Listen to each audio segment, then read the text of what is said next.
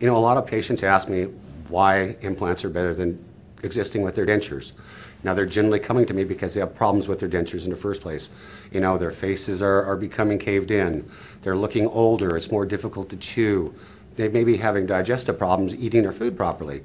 And the one thing that the dental implants do that dentures don't is they help maintain your jawbone.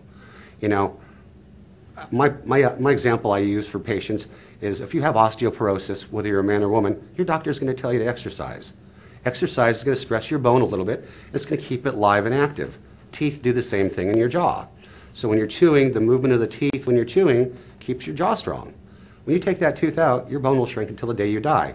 And along with that, you're going to lose the gum tissue, and your face is going to collapse, and you're going to look older than you actually are. So it's vitally important to maintain not only the health and well-being of your entire body, but your looks, your self-esteem, how you feel about yourself in life.